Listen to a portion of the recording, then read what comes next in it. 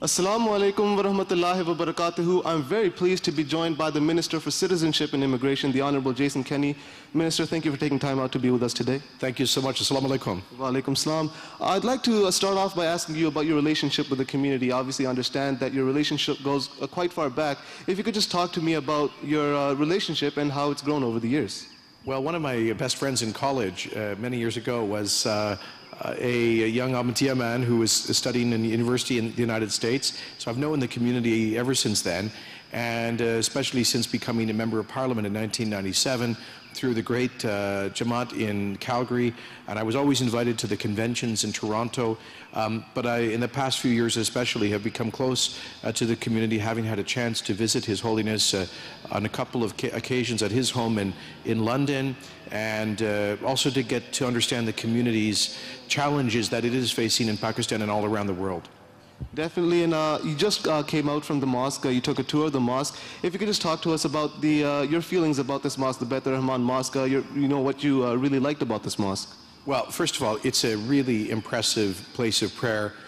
It brings traditions of Islamic architecture and art in a graceful way, at applying modern construction technology to a space that will be, I think, very well used by the community, obviously, first and foremost as a place of prayer and worship and devotion, but also a practical place to gather the Jama'at together. And what a beautiful sight, overlooking the coastal mountains here, right on the edge of the Fraser River, which is the highway of our Pacific coast, and with the beautiful vegetation all around. It's such a fitting and peaceful venue for this magnificent place. I know that so many families have made huge sacrificial gifts to make this possible, and they've spent years raising the money, everything from little girls helping to bake things for the bake sales, to dads giving a big portion of their income to make this possible. And I know that His Holiness is going to be so proud of the Jama'at here in Vancouver for what they've done. And you mentioned His Holiness, obviously you just came from the airport, received His Holiness. Just talk to me about your feelings about meeting him and, some of the things he might have said to you. Well, it was an honor to receive him back to Canada on behalf of the government and Prime Minister Harper. Prime Minister Harper has fond memories of being with His Holiness in Calgary for the opening of the Baitur Mosque in 2006. And so wanted me to pass on my best greetings to His Holiness on this visit. He seems to be in good form, in good humor as always. He's always willing to share a chuckle about different things. And we had a good discussion about current events in the world stage. He expressed his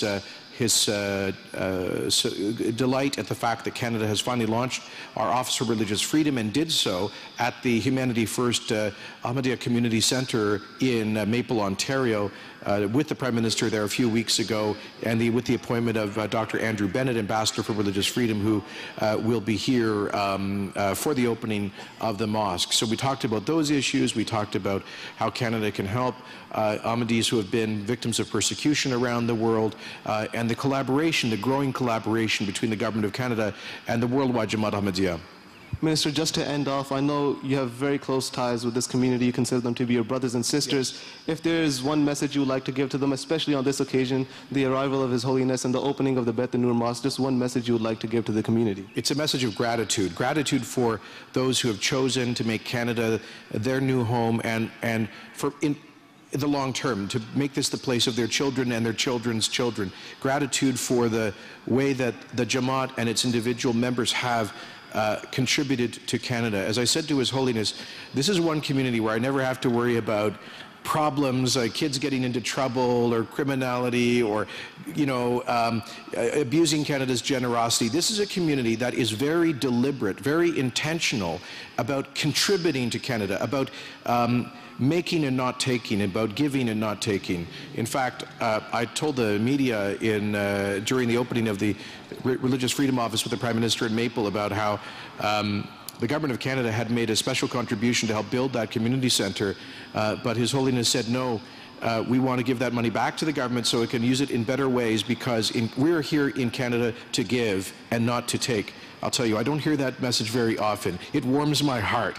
It warms my heart to hear the generosity of this community, which is a model of integration and presents a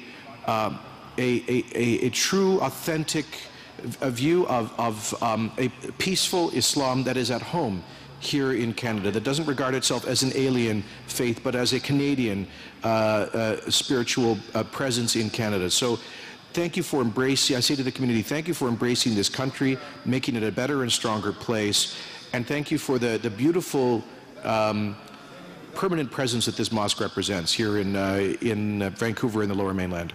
Minister, I think I can say on behalf of all the community, we are very thankful for you taking time out of your busy schedule to be with us here today and everything that you've done for the community. Thank you so much. Assalamu alaikum. Thank you very much. Shukriya. Thank you.